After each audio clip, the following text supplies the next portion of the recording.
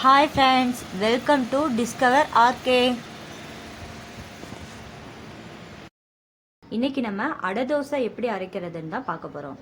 1 tumbler பச்சரிசி, 1 tumbler புழுங்கலரிசி, அது ரெண்டையும் ஃபஸ்ட்டு தனியாக ஊற வச்சுக்கலாம்.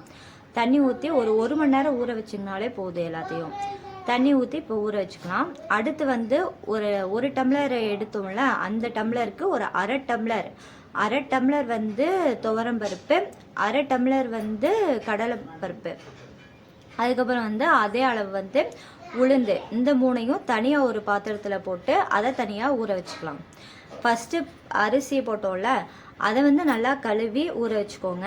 இதையும் நல்லா கழுவி ஒரு மணி நேரம் ஊற வச்சுக்கோங்க. அரிசி ஆட்டின மாவை தண்ணி கீழே ஊற்றிடலாம். ஆனால் உளுந்து பருப்பு இதெல்லாம் ஆட்டின தண்ணி இருக்கும்ல, ஊற வச்ச தண்ணி இருக்கும்ல, அதை எடுத்து வச்சுக்கோங்க. அதை தான் நம்ம இப்போ ஆட்ட போகிறோம். இப்போ 1 மணி நேரம் ஆயிடுச்சு. இப்போ ஆட்ட ஆரம்பிக்கலாம். ஃபஸ்ட்டு அரிசி 2 அரிசியும் போட்டு நல்லா ஓரளவுக்கு முக்கால்வாசி அரைஞ்சால் போதும்.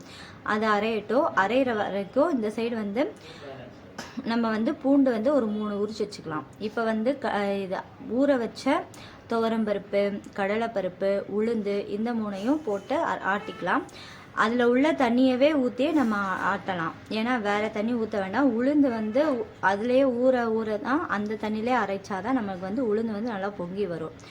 தோசையும் நம்மளுக்கு நல்லா சாஃப்டாக இருக்கும். ஒரு 3 பூண்டு போட்டுட்டு நல்லா அதே அரைக்கலாம். அதுக்கப்புறம் 1 டேபிள் ஸ்பூன் பெருங்காயம் ஒரு 1/4 டேபிள் ஸ்பூன் போடுங்க போதும்.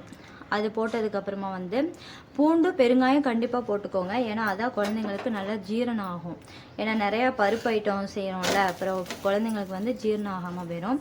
1 ஸ்பூன் மிளகாப்பொடி போட்டுக்கோங்க.